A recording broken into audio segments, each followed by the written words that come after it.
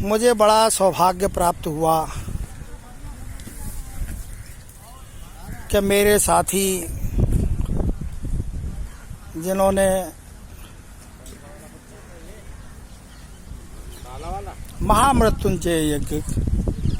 11 दिवसीय लक्ष्मी नगर में माँ यमुना जी की शुद्धि हेतु माँ यमुना जल शुद्धि संकल्प लिया गया और 11 दिवसीय लक्ष्मी नगर शैडो कैबिनेट ऑफिस के नीचे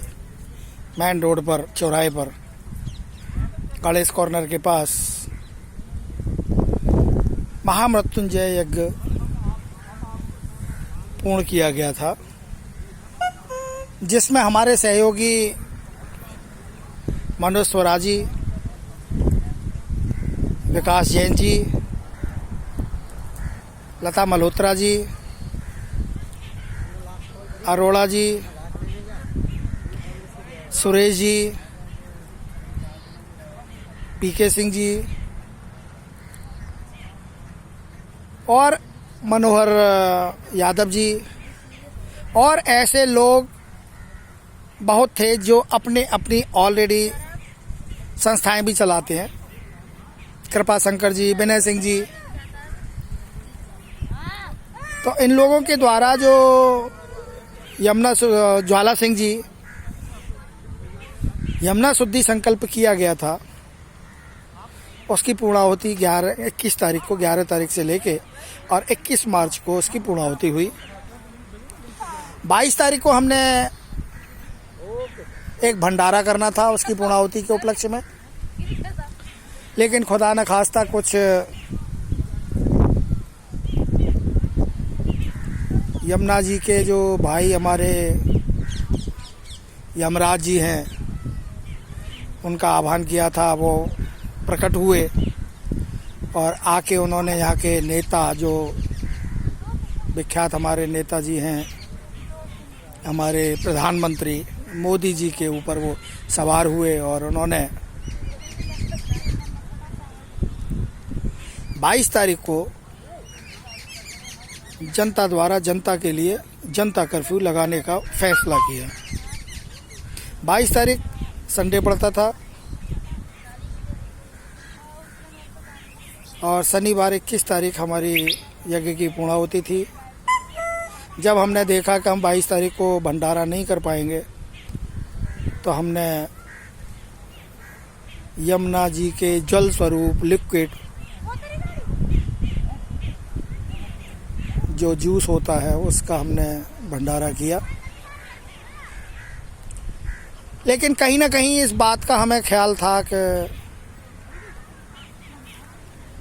हमने यमुना जी के लिए जो कार्य किया है वो पूर्ण हो चुका है। अभी लॉकडाउन के करीब 10-12 दिन ही हुए थे कि हमें मालूम पड़ा कि यमुना गंगा देश की जो जल प्रदूषित थी वो एकदम अपने 60% तक पुराने स्वरूप में, निर्मल स्वरूप में आ चुकी हैं, केवल एक लॉकडाउन की वजह से। लॉकडाउन के कारण सीवर के पानी तो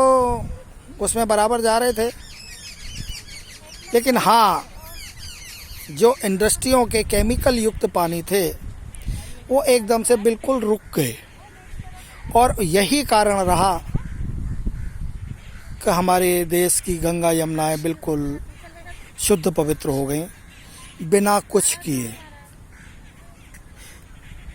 अदरवाइज आपने देखा होगा कि नमामि गंगे यमुना जी के लिए सालों साल यमुना एक्शन प्लान 2, 3 इस तरीके से जो हमारी राजनीतिक पार्टियां करती आ रही थीं और बजट बना के पैसे जो यमुना जी के और गंगा जी के शुद्धिकरण हेतु बजट बनाए जाते थे, पास किए जाते थे, सैंक्शन किए जाते थे, प्रोवाइड किए जाते थे राज्य सरकारों को, केंद्र सरकार के द्वारा,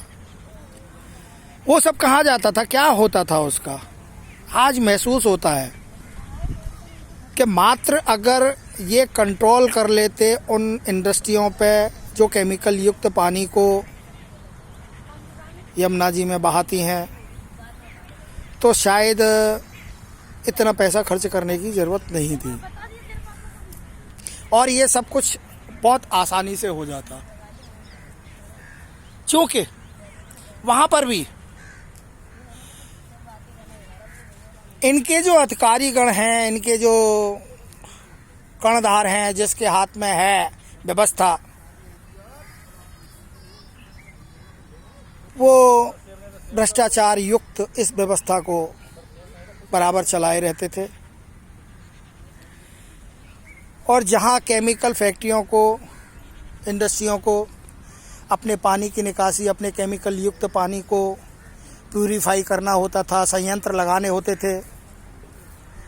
वो शायद नहीं लगाए जाते थे और ऊपर ही ऊपर उनके अधिकारियों, उनके जांचकर्ताओं द्वारा सब लिखा पढ़ी करके सब ठीक दिखाया जाता था। आज मैं उनका शुक्रगुजार हूँ। हमारे मनोज स्वरा जी, हमारे विकास जैन जी,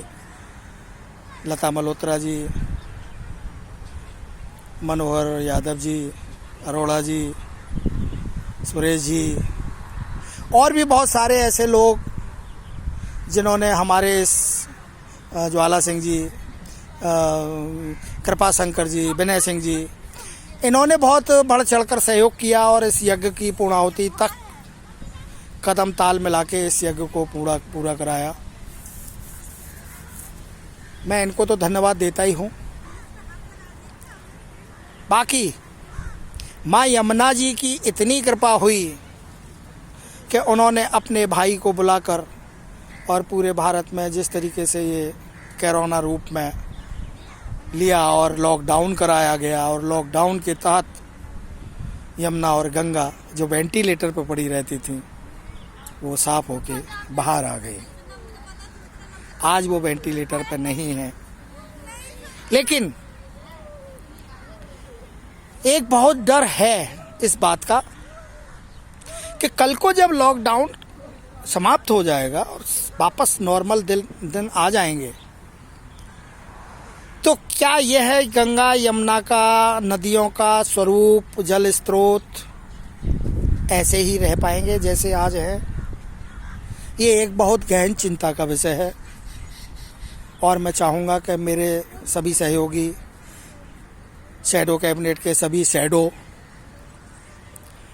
अन्य संस्थाओं के स्वामी इस बारे में विचार करें और कोई ऐसे गहन उपाय सुझाएं जिससे आने वाले वक्त में जल प्रदूषण की, गंगा जमुनाओं में जल प्रदूषण की महामारी दोबारा ना हो। जय हिंद, जय भारत, जय जमुना मैया की।